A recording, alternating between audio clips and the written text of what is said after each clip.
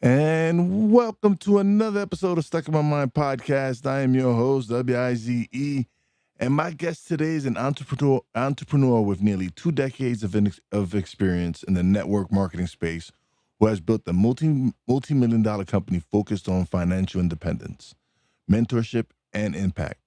He began his entrepreneurial journey as a teenager after questioning the traditional career path, and since then has helped others multiply their earning power and live life on their own terms, all while prioritizing faith, family, and service. Welcome to the show, Anthony Spark. Thanks for having me, man. I was vibing out to your music. I like it. Oh yeah, thank you. That's courtesy of my man Cole Johnson. I love it. So how Love it. you doing today, brother? My day's going wonderful. How's yours, my friend? I'm doing well. I'm great, man. Hopefully the snow melts soon, but Tell me about it. Where you coming from? I'm in the Pocono Mountains in Pennsylvania. Oh yeah, that's snowy. I'm on Long Island, so we have a lot of snow too. Yeah. So as a teenager, what made you question the traditional education to career path? Yeah, so I'll be 37. Actually, no, I'll be 38. I'll be 38 in May. I'm getting old.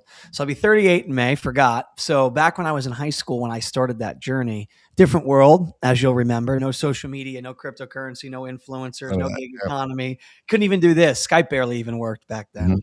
So I was on a traditional path. I came from a really dysfunctional, pretty crazy background. My dad went to prison. My mom was a single mom.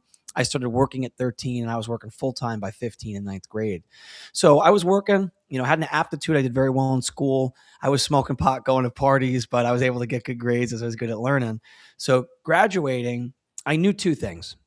I knew I wanted to do something that made a lot of money because I didn't have any, and I was helping my mom, and I was making pretty good money for an 18-year-old. But I said this sucks. So I knew I wanted to do something that was going to pay well. But I also knew I wanted to do something that was going to make an impact. So for me, I didn't want to go into finance and be in a cubicle. So I figured I'd go the medical school route. I didn't want to be a doctor though. That was just the best thing I could think of that could help people make a lot of money. So that's what I was going to do. I was going to go pre-med. When I was finishing my senior year of high school, though, a friend of mine told me that he had met someone at his high school job that had mentioned that he was planning to retire at 28. Now, this is April 2006 or maybe March. So there is no financial freedom. There's no FIRE movement. I never heard of that. I didn't know that that was possible. I thought you either like worked your whole life or you were born rich. So I said, no one ever asked me if I wanted to retire in my 20s. So I said to my friend, I'd do anything to have that kind of a life. And I said, I want to meet that guy. And he's like, I don't know, man. What if he's lying? What if it's a pyramid or a scam? And I said, yeah, it might be. But what if it's not? I'm not proud of it, but a lot of my family are criminals. So I'm not worried about meeting a guy at a Panera Bread. If it's not legitimate, I'll figure it out. But what if it is? So I didn't listen to Reddit and everyone else and Wikipedia. I said, I'm going to find out firsthand what's going on. And these people had built an amazing life. They had built a six-figure income that didn't have any employees and didn't have the kind of traditional overhead. Obviously, it was work, but it was on their schedule, on their terms, with people they wanted. And he was able to drive his son to private Christian school every day, both afford the tuition and be on every field trip. And it was really the lifestyle. I wanted kids. I wanted a family. For me, freedom, autonomy, being able to choose what you do always was one of my biggest values. So I said I would do anything to have that kind of a life. And I got to know how things worked. And it wasn't that I loved everything about network marketing. And it wasn't that I loved exactly what it was, but I loved the outcome that I could produce in my life. And when I assessed my situation, I had no capital. I didn't have any experience. I was a kid. So if I have someone that's created tremendous success in an industry that doesn't require capital and can create this kind of a lifestyle, as long as it's legal and ethical, which it was, I was down. So that's where I started, and that's how I started that original journey with the network marketing end of things. And I've done network marketing through the years and everything, and there's some that get a bad rap, right? And because there have been some network marketing that have been schemed, but there's some out there that actually care about their people that they work with, and so network marketing has gotten a bad rep throughout the years, like Yeah. all these multi-level marketing and all this other stuff. And for me, it's an industry that again that still to this day has so much potential now, right? It does. With especially now with technology and the access you have to people all over the world. So Yeah. yeah, no, it's definitely been again, like I said, it's been something where a lot of people have of this stereotype about it and don't really like unlike you where you feel like, no, I'm gonna hear these people out. If it's a Yeah. scam, I'm not gonna do it. But some people just they'll listen to someone else who might have tried to program but didn't put in the necessary work. They just Sure. it's just gonna hit for them overnight. Yeah. It just doesn't happen that way. Yeah, there's a lot of elements to that, So first off, if something has a bad rap, the challenge that people can have a hard time discerning is usually there's things that happen that were bad. That's Mhm. true. So I'm not here to discount people's personal experiences because there are a lot of people and a lot of companies that are not people first, Mhm. that aren't really legitimate, or they don't train their people properly, or they don't care about their people properly. So when you go into the Reddit threads, there's basically like 12 of all the subreddits. It's like 12 main categories of like main problems that people have. The thing that people miss is no stereotype or type of overarching thing like that applies to everybody, So every finance guy isn't a jerk. Every athlete isn't dumb. Every rapper isn't, in the streets. I mean, it depends on the person. So just because there's a stereotype around something. And the other thing is that most people, they're directed by fear and they don't really have enough internal confidence. One of the things that I was blessed with that I had was I was confident in my ability to discern fact from fiction. So I heard everything out and I read all the negative things and I saw all the different things. But then I also then triangulated it. And I verified it versus this actual person's life, this actual person's success, the validity of the business model, both the pros and the cons, because no business is perfect. Anyone that says so is selling you something. And I said, for Anthony Spark at this time in my life, this is the best opportunity right now that I have to create that kind of life without having capital and experience. I didn't understand that the most valuable thing I would gain would be the experience and the skills and the mindset and the mentality of building wealth. Network marketing, in my opinion, is one of the best starting points, one of the best bridges from someone that doesn't have business background, but they want to be entrepreneurial. It's like business light. So they can get mentorship, they can get guidance, they can have, frameworks. It's very low cost, it's very low risk. It takes a little bit of money, takes a little bit of time, but it's well within range for most people. It's not the right thing for everybody at all times. That's why I started, network marketing is my primary thing, but I started a coaching company. I have an AI integration company we're starting. I have a VA placement company. But all the things I learned, both in having a great marriage and having the life that I have 4 kids. I've been with my wife for 18 years, 17 years now.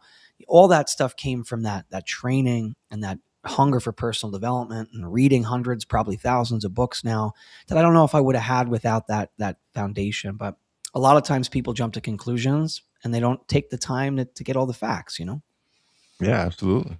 Yeah, no, that's true. People don't go and they don't do the research. They weren't like you. Like, yes, you're right. People there's some validity to what people say that it can't discredit what the experience people have. Absolutely, Sure. you're right. Sure. But again, it's there were things like to this day I do something and when people hear they talk smack about it whatever, but I've had nothing but good experiences with it. Like Yeah. it's helped me provide some more income for my family Good. and I believe in what I'm doing and the purpose with what I'm doing it with. So regardless of what people say, I'm still like, okay, I know what I've experienced with it. I know Right. what I know the value of it because Yeah.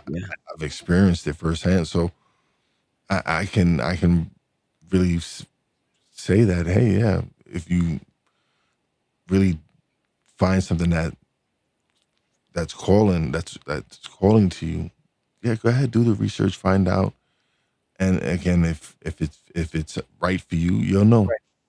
Right. Yeah, that's the thing that most people miss. A lot of times people in network marketing, they get really defensive, Mhm. so they're sharing their point of view, they're sharing their experience or something that they read. And as long as some people are closed minded, but that's fewer than most. And some people are going to hate what you do no matter what. I mean, like, not everyone's going to like us, not everyone's going to like this podcast. It is just not everyone likes Joe Rogan, it's just that's life. Yeah, But when you just share, like, hey, listen, I've seen a lot of things, but hey, I make a great amount of money. It's really helped me. I've helped a lot of people do it. What's your personal experience been? Where'd you get that? And the thing that's always funny is when people describe what they don't like about network marketing. I agree. I agree with all of it. I think a lot of the business practices in network marketing are not updated. I think a lot of the ways that people treat people and the groupthink and the brainwashing, usually unintentionally, I think it's really unhealthy. The toxic positivity. A lot of times people are making people pay big money for signups or different things. And I get it. I don't disagree. It's just not what I do in the way that I conduct my business. So, but it takes time. Sometimes you need to educate people. You got to have the ability to be willing to stand for what you believe in, but not attack and get defensive. The funny thing though is the thing that everyone that experiences network marketing in a proper way, in a healthy way, talk about the personal development. They talk about the skills they learned. I talk to so many successful people. They had some background, whether they're active or inactive in network marketing. That was the impetus. It was the start of a lot of the things that they learned. So when you talk to different groups of people, you get very, very different types of feedback. But if the only people you know are people that are just more regular employee minded, or maybe they haven't created a lot of income, or maybe they don't have a big self image, they trash everything that's around them. It's not exclusive to network marketing. It's really more of a reflection of themselves. Yeah, no, absolutely. That's one thing I have to say that since I've got into network marketing and everything, the emphasis on self development and growth has been very Yeah. important. Like it's something my mentors and people who've been teaching me the business is work on yourself. Like Yep. that's the key. You need Yep. to build yourself up, grow, learn, develop. There's nothing wrong with you building yourself up, and that's something that's very important in whatever, not just network, whatever you plan on doing. Like Totally. you have to grow and develop. Yep. And the only way you get good at something is by being bad at it. But a lot of people, they're not willing to take the ego hit to be bad at something for a little while. Yeah, like even when I started the podcast, I would make up excuses all day. Oh, Yeah. I sound horrible. Who's gonna want to talk to me? Who's gonna want to listen to me?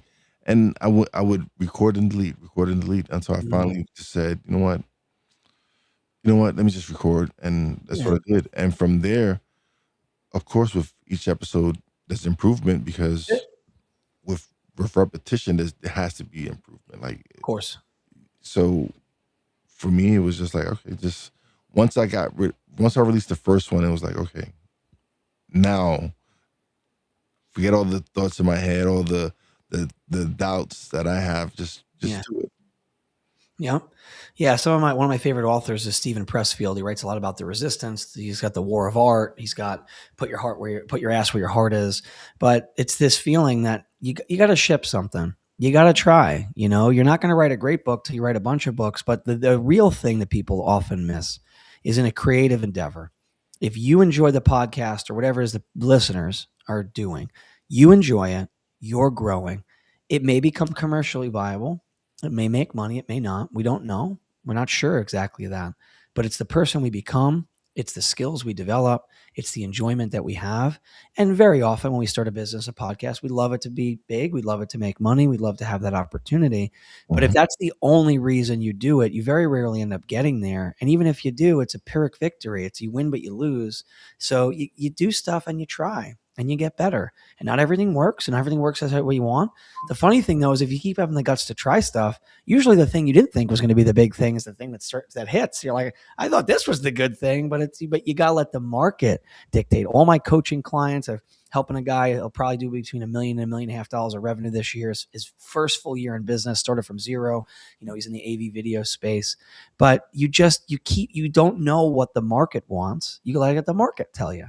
But that means you got to put posts out that people don't like. Got to have people that hate on you. Got to put podcasts out that maybe you wish were a little bit better. But that's the only way you find out. You got to have the guts to try stuff.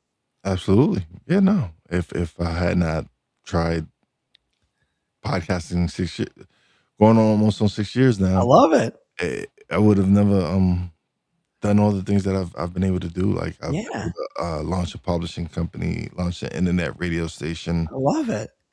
There's so many different things that podcasting like opened up so many different Right. opportunities for me to, and just some of the skills I picked up from podcasting. Like I learned how to edit video, Yeah. edit audio. I learned about graphic design, all these different things that I had no experience in. Right. And now I'm out there offering my services to people. I have some clients that, excuse me, that hire me now to produce their podcast because Yep. they don't want to take that time to Yeah. produce it because it does take work. Like I like I was a one man. I still am Yep. in a way, but I've been able to build a system to help me Yes. kind of just like, all right, now instead of 4 hours, the 4 hour process to get ready for a show, I do it in 30 minutes. Yep. Exactly. So yeah. Exactly. Well, I'm so glad. I'm so happy to hear all the successes and all the stuff. I think it's important people hear because a lot of people, they're afraid to start. They're afraid to try. You start something, you try it, you see how it goes. You give it some time. You don't do it. You don't change super quick. You got to take some time to let something grow and let something, progress. And you don't know where it goes. And also sometimes you got to change direction. Sometimes it is better to quit. Sometimes it's better to keep going. That's why coaching, guidance, having some people in your life that have walked down the path can really help. People that haven't done things typically tell people to quit too soon, but sometimes people stay too long in something and it's past the point of their growth. Yeah. Yeah. No, sometimes you outgrow the room and Yep. you just gotta go into the next room where That's it. you can hopefully find people that you can learn from. Right. And I've been blessed, right, with in this lane because of the people that I've connected with have been in this industry for years. Yeah. So being able to have them and learn from them and lean on them and ask as many questions and Yeah. it's been amazing. It's been like these relationships that I've been able to build Right. are lifelong friendships now. Yeah. And now it's also again it's opened opportunities because now they see the hard work I put into stuff and they're like, hey, I got somebody for you. Yeah. I got this for you or whatever it is. So it's networking for me has been just key to help me build what I'm building. Yep. Yeah, it's everything. Everything's relationships. Everyone's people that like them. People like people that are like them. You connect. So if you're someone building something, people that building stuff like you. You like someone, you encourage someone else's stuff. I have a guy that was on my network marketing team. He's become extremely, well known now. He's got like, I don't know, 1.5 million followers. He started his own coaching brand. He started a dog pound and kind of grew up. But he said there's two ways to attract people to you. You build something or you applaud everyone else for building stuff. He said, what you give is you get back.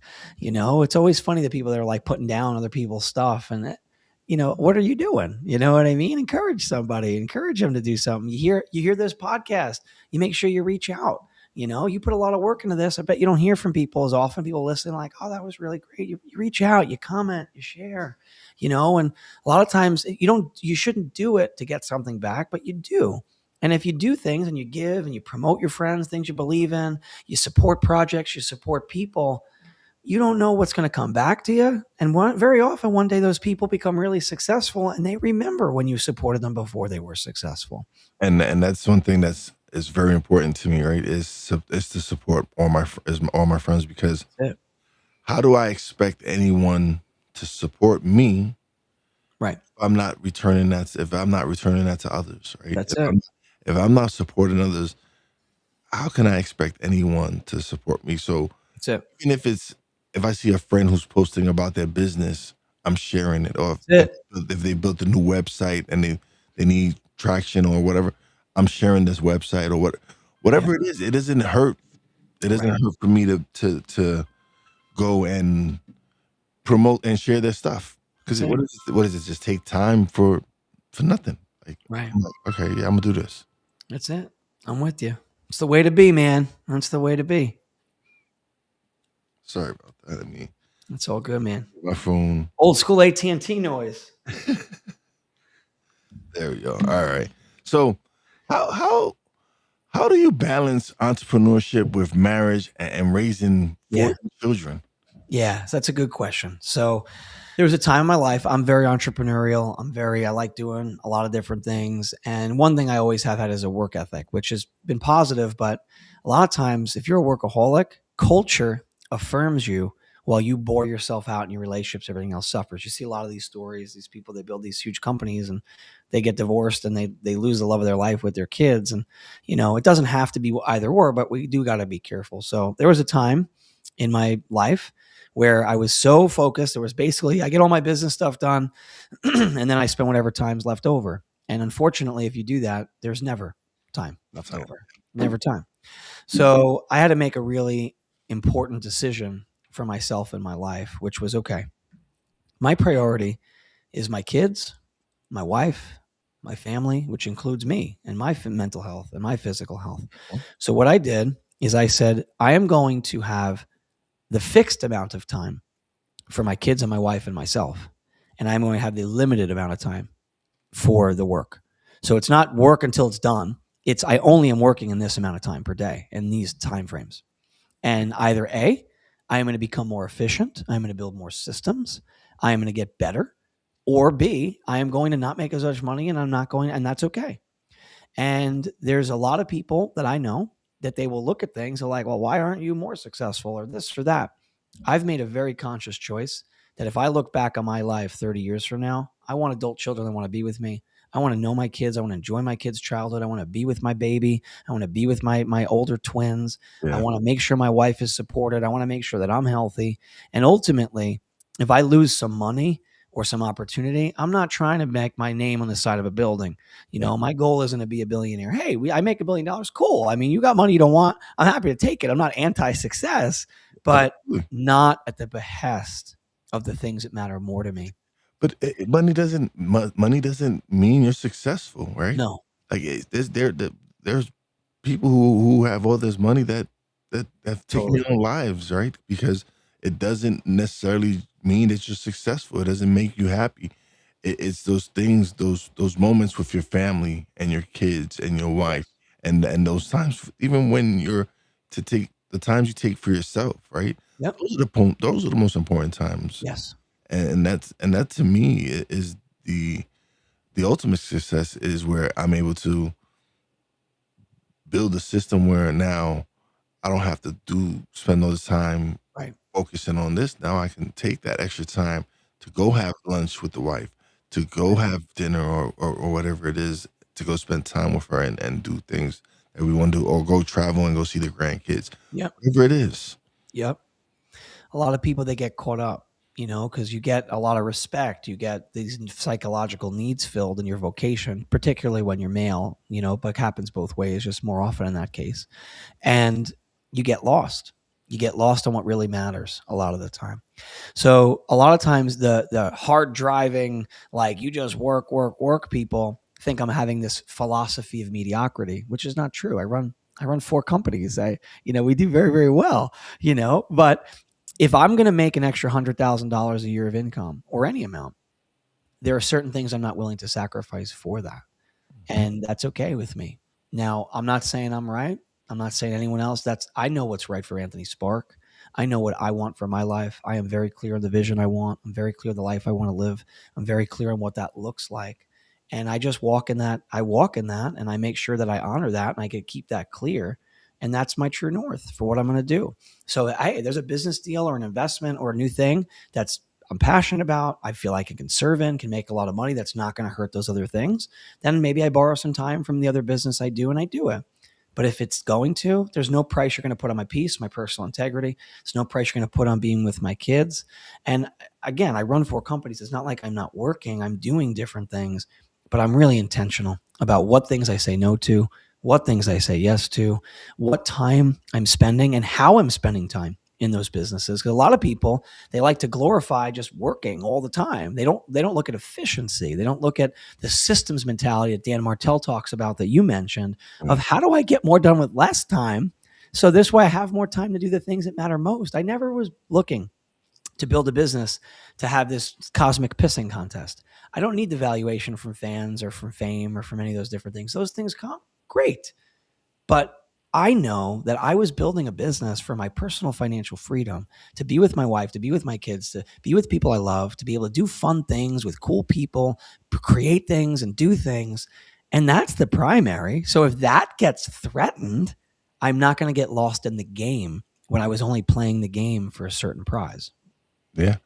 And so, but one of the reasons I like going live, right, is because you get stuff like this.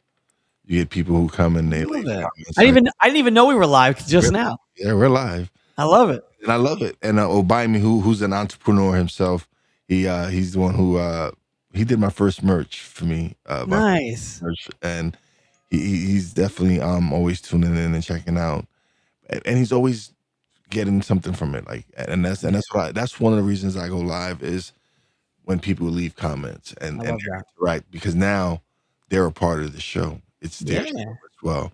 So I love that aspect of it. I love that. Good on you. Abiami, I think it was. Good for you, man. You always have to learn. Yeah, his name is Obami? Obaimi. Yeah, he's awesome. Obami. Okay, I got it the third time. Third time's a charm. It's so true that what Obami wrote, though. I think Yeah. Obami, right? I'm saying it right. I want to make sure Yeah, I say correct. his name right. Yes. So Obami, I'm totally in agreement. You know, we always can learn something. We always got to make sure. And sometimes we learn what we don't want to be, or we don't want to do, or how we don't want to live. And it's not a judgment. It's just there's certain things are good for some people and not for other people. But you always want to be learning. You always want to be growing. You always want to be getting around people that inspire you, help you think more of yourself, what you can accomplish, Yeah. all that stuff. It's the lifeblood. And then he came back with that's so true about the value of money. The world trains us from an early age to be money driven. Usually people who don't have money end up money oriented only and lose other important stages of life. Like you stated, enjoy family, loved ones, and quality self time, which is mental health. Absolutely. No Yeah. doubt. I agree with that 100%, man. Most people, they tend to over index stuff they don't have in their life. So I'm not here to say it's easy being poor. I was poor a lot of my life. So I'm not saying that having, to a certain degree, having more money, it solves some problems. There's no doubt about that. To pretend Yeah. like not, it's not. Yeah, let's not act like Of course. we don't need money to survive. Yes. Correct. But it's when you feel like it's the whole center of your universe, and Exactly. that's the issue. Like there's nothing wrong with you making money and providing for your family. We're not saying any of that. Right. It's when that's the end all be all for you. Like Yes. that's just not, for me it's People, they very think important. when you don't have something, and I didn't mean to talk over to you. I apologize. Did you finish your point? You're good, brother. I got a little too excited. So when you don't have something, you very often think it's going to solve stuff it doesn't have. It doesn't solve, right? So when you don't have money, it'll solve the money problem. It'll help the stress. You can do some other nice things. You can buy trinkets, totally. But when you don't have money, you think that the money is going to fix your relationships. You think it's going to fix your self image. You think it's going to fix all of these different lists of things that it's not going to fix. No. And this happens in relationships, whether someone, maybe they're not having sex as much, or maybe they're not having somebody treat them in a certain way. They think that those things would fix a whole list of stuff that it doesn't fix. It fixes that one thing. But anytime we don't have something, whether it be respect, it be money, it be any of these needs that we have, we got to keep it in its place and make sure that, because the internal work and fixing ourselves and all the other elements of that relationship or that business or our life, they're not going to get fixed by those things. Just that little piece gets fixed. Yeah, absolutely. So what role does faith play in your business philosophy? Yeah. So I've had a journey with my faith. So when I was young, I grew up and I was very agnostic mostly. And I studied a lot of different philosophies. I studied all different things, which I always have loved philosophy. And I looked at theology as a type of philosophy. So I studied a lot of different things. Then when I got in this business, I was very young and I was also very astute. So I wasn't sure what was creating everybody's success. So I said, okay, I want your life and I want your success. I'm not exactly sure what's causing it. So who do you believe in politically? Who do you pray to? How do you dress? How do you act? I'm just going to take all of it. I'm just going to take all that because I'm not sure which part of it's helping you.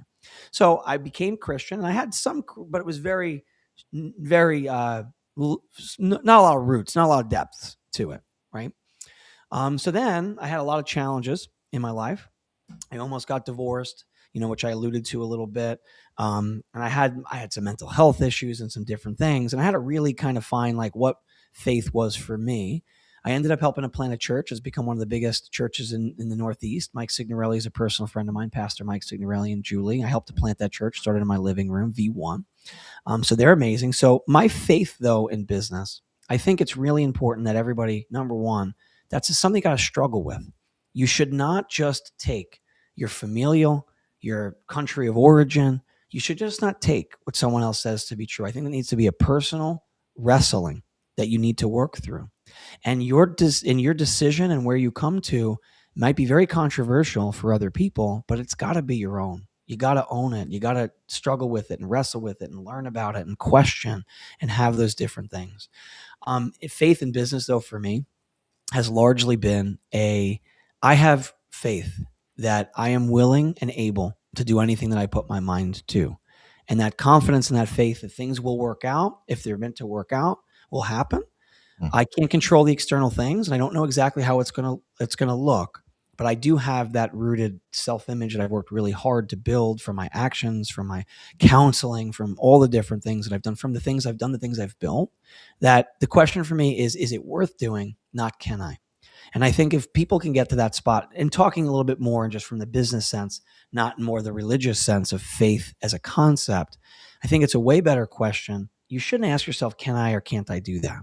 If you're willing to work hard enough and you're passionate about anything, you'll make it happen. Time frames will vary, how it looks might vary, your level of success can vary, but you can do anything that you really decide that you really want to do, that you're willing to do the work necessary, not just you want to, you're willing to do the work necessary.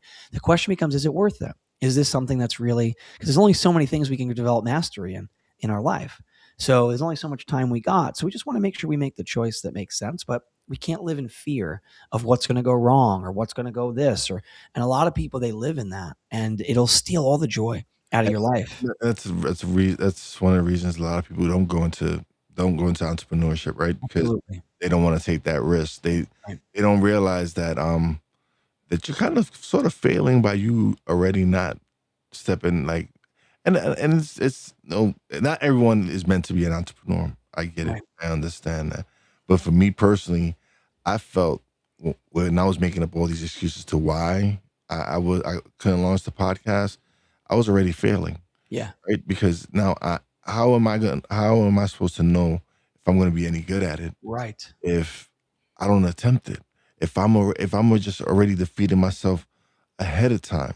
Yep. So if I continue to tell myself, "Oh no, I can't do it, I can't," then you're not gonna do it. But I finally said, "You know what? No, I'm gonna do this." That's it. And it took that one time hitting record and uploading it, That's and it. that's it. And here I am now, 6 years later, Yeah. with a highly successful podcast, um, building a media empire here, I love it. but it took me making myself uncomfortable Right. and doing something that I had no experience in because I wasn't in media, wasn't on radio, Right. any of that. Yep. And so for me to just dive into something that I didn't know anything about and just, you know what, I'm gonna learn. Yep. I'm gonna do it. And from that, it just like opened up Mm. this box for me, right? Yeah. For where now I'm like, all right, I wanna launch a internet radio station. So Yeah. I did my research and I was able to launch the internet. Right now I have it off right at the moment, but I'm working to bringing it back. But I want to focus more on talk radio. I want it to be more. I want to give a platform for other people to have a talk show and Love it. so it's just being able to be creative and create Right. these projects and create these things and create these platforms for other people. It's like, all right, I'm just gonna just keep doing it, just keep going because first of all, I love doing it, Yep. and now being able to give people a platform where they can share their voice and share whatever they have. It's like, all right, this is what I'm supposed to be doing, especially when you have people like Obama who's consistently Yeah. tuning in and leaving comments and getting something from it. To Yeah. me, just the fact that I'm able to help impact Obama's life in any way is Yes, important to me. absolutely. I don't have to reach 20 million people like Joe Rogan. If I impact one person's life, I am doing what I'm supposed to be doing. That's it. A lot of people get lost in that. They get lost in those metrics as if those aren't people, you Mhm. know? So people, they start the journey and it's like, I only got 20 likes. That's 20 people, 20 listens, 20 subscribers. That's 20 people that Mhm. you're serving. You put 20 people in a room, that's bigger than most companies. You Yeah, know what I mean? And a lot of people, they don't realize that you hit the one person, you know, and hopefully, hey, hopefully it's bigger one day, but that doesn't devalue any one person. That it makes a difference. The other thing that people miss is we're creative. Creating things is one of the things we're made for. It's why all the kids do the arts and crafts. No one's like opts out because creating things, it's a natural drive. It's an artistic, psychological drive for us to do and create and to make and to build. So when we have an idea and we don't do it, our self image plummets. The failure isn't what hurts our self-image. It's the not trying. It's the not doing the thing that we knew that we should do, you know? So that first podcast we publish very often is a bigger monument than the million listens, you know, because it's the first, you did it. We overcame that resistance, you know? absolutely. And people are always telling you not good enough, including yourself a lot of the time. Oh, you're not qualified, blah, blah, blah. You know what? And a lot of the time, it's yourself, though, right? It's really, Very often. yeah, it really is yourself that you're people. I guess it's that self that what do you call it? Self defense mechanism, right? Where Yeah. you're trying to protect yourself from not hurting yourself or whatever it is. But yeah, no, it it was like this weight was lifted off my shoulders when I finally decided to just like, you know what, I'm Right. just gonna release it. That's Yeah. it. Yeah. And we get stuck. We're like, "Oh, I'm not good enough. I'm not qualified." No one's qualified when they start. You're good enough because you decided to do it. That's what makes you good, and you get qualified by doing something. You know, when you have the guts to do something and try something, the person you become and the confidence you grow, that's why you see someone that can start all these different businesses and these different things because they did it the first time and they stuck through it and they built that image and that view of themselves that there's someone that follows through and can do it, and it's not hard, you know, and you can make a lot of money in a lot of different ways that's unique to all the people listening that could be very different than both of us, but you got to get out there. You got to stop defeating yourself before you start. Yeah, absolutely. So how can someone destroy some of these self imposed limits that they put on themselves? It starts with what we do. What we do becomes our identity. A lot of times people try to change their identity so they do the thing. It doesn't really work like that most of the time. You might be able to, you might be able to have some psychological breakthrough, but in my experience, most often it's teleological in the fact that you do something. And if you do that consistently enough, your identity eventually shifts. So the way that we decide or move out of letting these limiting beliefs control us is we do the damn thing anyway. We start. So you think you're a fat ass, you're unhealthy, you never follow through, blah. Okay. You put your running shoes on and you walk around the block. And if you can just get yourself to do that, eventually your identity moves to I'm a walker. And then maybe you start running. And if you do that long enough, now you're a runner. And when you get something down to that level of identity, it becomes automatic. It's just what you do. You don't have to try to do it. You actually have to try not to do it. But it starts with us knowing you have to know you come from a place of value. If you don't feel you're valuable, then you have to, first of all, work on looking and seeing yourself, whether it be through a spiritual lens, it be through a skill lens, it be through other people's feedback. You got to start to override that thinking pattern that you have, every person has value. You are valuable. You may not have the skills to earn the money you want. You may not have the skills to do the thing you want, but skills are acquired. But we Yes. need to come from the place that I am valuable. You start with that. And then you start to, hey, what do I need to learn? I need to learn video editing. I need to learn audio editing. I need to learn, okay. And you start going out there and you use, there's so many AI tools. That's the other business that I have, that AI implementation business and building custom bots. And whether it be corporate or enterprise level, or it be small business or even individual use for just getting these tools, because the tools aren't usually expensive, but figuring out which tool to use, how to use it, having some consulting around that can save you hundreds of hours and make you tons of money. You know, if you can save 5 or 10 hours a week from stuff you're doing using a tool, having someone tell you what that tool is, depending on how much money you make per hour, I mean, over a course of a year, it's worth tens of thousands of dollars to you. So, Absolutely. but what we have to do is we got to figure out how do we make the things work, and you go step by step. And it's easy to get overwhelmed. I got piles of agendas, piles of ideas everywhere, digital, paper, but you take a step. You be disciplined. You have some type of a system. I use the RPM Tony Robbins system for organizing, the way that I look at my projects and my different things. What's the most high value thing to do? And you take one step at a time. But if you take enough steps, how you look at yourself changes. It's why when people go in their positive or negative direction, those negative steps eventually makes you someone that you don't want to be, and it's the identity level, or vice versa. You can always reverse it by action. Absolutely. So what advice would you give to someone feeling trapped in a safe job? Okay, first off, we have to acknowledge the fact and take responsibility that none of us are trapped, even when we feel like we're trapped. I have felt like that. Many people have felt like that. For a long time, I felt trapped in network marketing. I'm 15 years deep, let's say, at this point. It's all I've ever done. I started this when I was 17. I make a lot of money at it. I'm trapped here.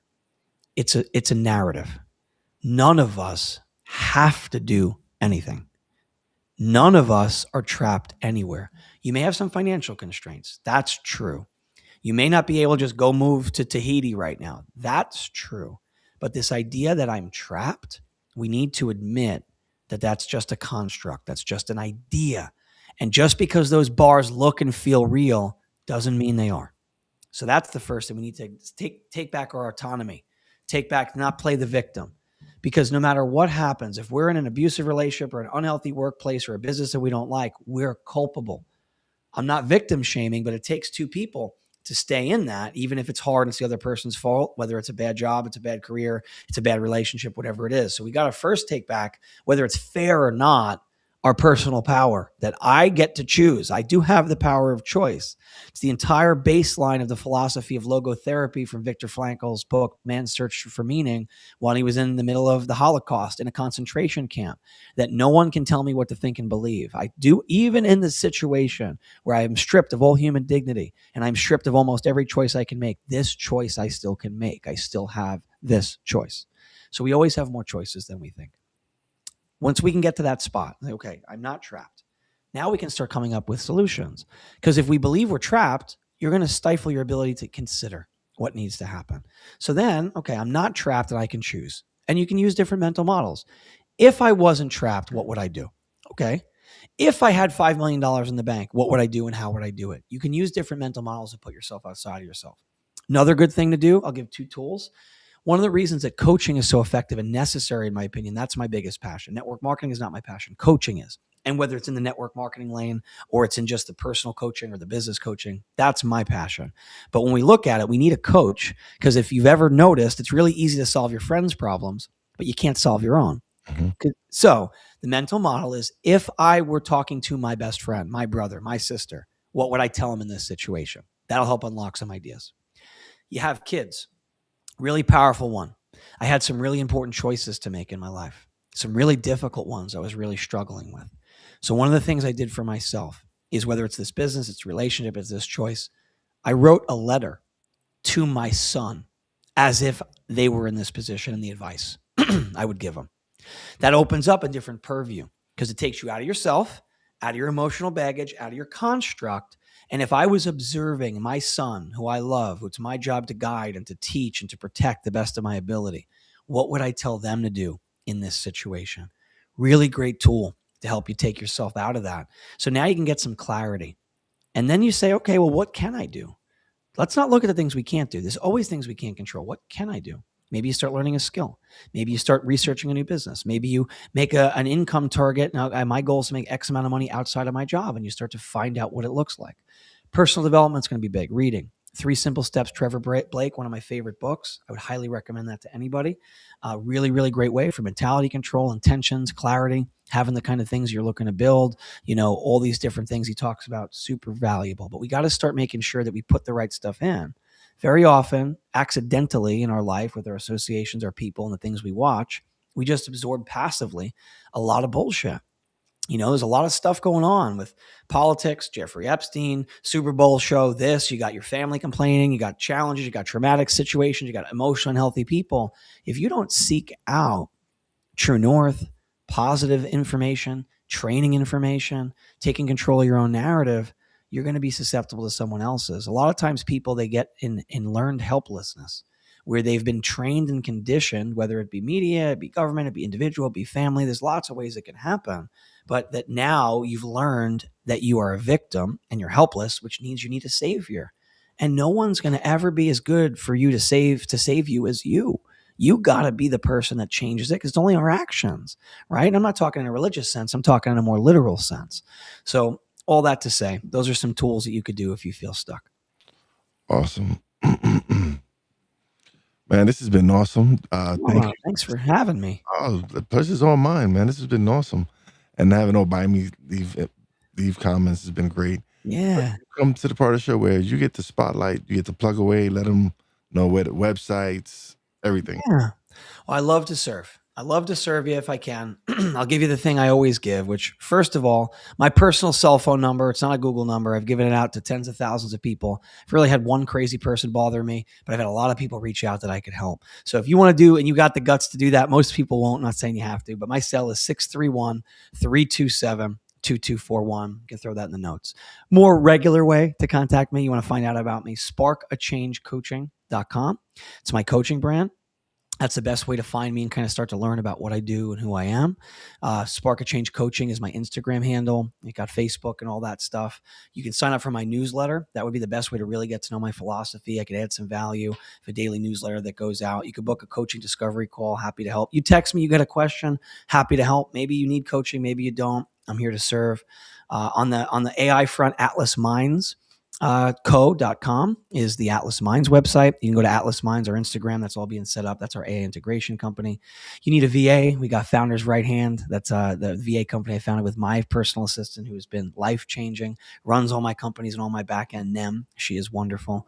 But best way, Spark a Change Coaching, or shoot me a text. You can email me, Anthony@sparkachangecoaching.com. But tons of ways to contact me, at your service. Hope to be able to help you. And it's been a pleasure to be here. So I very, very much appreciate your time and your trust. Anthony, thank you for being such a wonderful guest. I appreciate your time, man. Thank you so much. Thank you. Because you've dropped some nuggets and you've really dropped some knowledge. So I greatly appreciate your time. And it's my pleasure. You're more than welcome. I love having repeat guests. So you're definitely more than welcome. Yeah, man. If you launch any programs, write a book, whatever, just let me know and we'll have you back on the show, man. Absolutely. Definitely. I would love to. You invite me. I am happy to be here. I'm happy to serve. Biggest thing is make sure you reach out to Will and you tell him that this is impacting you. You listen to this in a few months, you listen in a few weeks, a lot of money, a lot of time, a lot of effort, a lot of sweat and tears goes into this. And like I said earlier, very rarely do you get the feedback for the positive, because we're talking in our offices, there's nobody here. So reach out to him, make sure you find out, make sure you thank him about something you learned, comment on this stuff. And for no other reason other than just let him know if it impacted you, it was positive, it made a difference. Make sure you reach out. Definitely. Thank you, man. Appreciate the time. But don't leave just yet. Let me close out the show. You got it. Which had a little bit off the air. But thank you, man. I appreciate your time, man. This was dope. I really do appreciate it. Thanks, man, for having me. I'm so excited for all your success, all the cool shit you're building. If I could ever support you, let me know. Nem will send you an email. We'll cross promote. So, if you get me the raw, I'll make sure we create our posts and tag you. And, let's make sure we, the goal is to share and grow together. The pie only gets bigger when we work together. It's all about sharing and being together. Oh yeah, I'll definitely send it. I'll send the whatever, the MP4, whatever you need. I'll send it to you. Yeah. Whatever you get her, she'll create some stuff with it. She'll work on it. Toughest thing I usually have on podcasts is getting all the resources so we can cross promote for people. I got you. I'll definitely got you. Sounds good. Thank you, brother. I appreciate your time. Pleasure's mine. If I could ever be of service, you let me know. I will. Definitely will. Later, brother. Peace.